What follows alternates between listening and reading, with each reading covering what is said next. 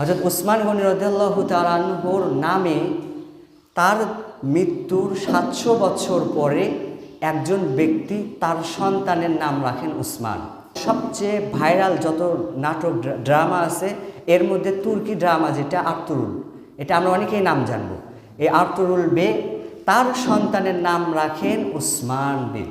১৩০০ খ্রিস্টাব্দের পর থেকে নিয়ে উসমান এবং তার সন্তানেরা, তার সাথী সঙ্গীরা, এরা মিলে একটা পুরো সাম্রাজ্য গঠন করে।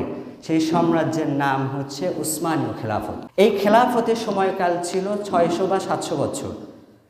এই ৬০০ বা ৭০০ বছর ধরলে ১৩ থেকে ৬ বা ৭ ধরেন, দেখবেন ১৮০০-তে এসে ঠেকে যায়। আমরা যারা বই পড়ছি আমরা জানি না উসমানীয়রা কারা, কারণ বই পুস্তকে কোথাও উসমানীয় লেখা নেই। বই পুস্তকে লেখা আছে অটোম্যান। এর নাম আমরা সকলেই শুনছি না? অটোম্যান সাম্রাজ্য, অটোম্যান এম্পায়ার।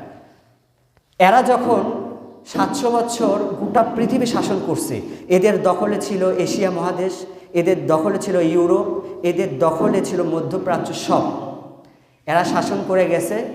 তো এরা যখন শাসন করে, এদের শাসনাধীন অঞ্চল ছিল ফিলিস্তিন, এদের শাসন অঞ্চল ছিল জর্ডান, লেবানন, তারপর সিরিয়া, এগুলো সব হচ্ছে ওসমানীয়দের, অটোম্যানদের হাতে ছিল। এই সময় কিন্তু ইসরায়েলের কোনো নামগন্ধ ছিল না। ফিলিস্তিনে ইহুদিরা খুব ভালো ছিল। এই দিকে ইউরোপ মহাদেশে ইহুদিদেরকে মানুষ প্রচুর অত্যাচার করত। ইহুদি লেখক সে লেখে যে ইহুদিরা যদি মানুষের অত্যাচার নিপীড়ন থেকে বাঁচতে চায় তাহলে ইহুদিদের জন্য একটা রাষ্ট্র গঠন করতে হবে। বাঁচতে চাও, রাষ্ট্র গঠন করো, এবং এটা এমন একটা রাষ্ট্র হবে যে রাষ্ট্রতে ইহুদি ছাড়া আর অন্য কোনো ধর্মের লোক থাকবে না। এই মতবাদকে বলা হয় জায়নিজম। আমরা নির্দিষ্ট এক ধর্মকে পুঁজি করে একটা দেশ বানাবো, এই দেশে অন্য কোনো ধর্মের লোক থাকবে না। তারা এই চিন্তা করলো, এটা প্রসার ঘটাইলো যে আমাদের একটা রাষ্ট্র প্রয়োজন। এখন কি করবে? সবাই এটা প্রসার ঘটাইলো।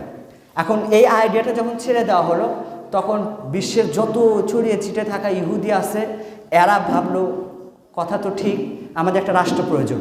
তখন তারা যেহেতু বাহিরে নির্যাতিত হচ্ছিল, এখন তাদের একটা রাষ্ট্র গঠন করতে গেলে একটা জায়গা খুঁজতে হবে, রাষ্ট্রের প্রয়োজন। এখন জায়গা কোথায় পাওয়া যায়? তারা এখন খুঁজে খুঁজে খুঁজে খুঁজে এই গোটা পৃথিবীতে ইহুদিদের জন্য একটাই পবিত্র জায়গা আছে, যে জায়গার নাম হচ্ছে জেরুজালেম।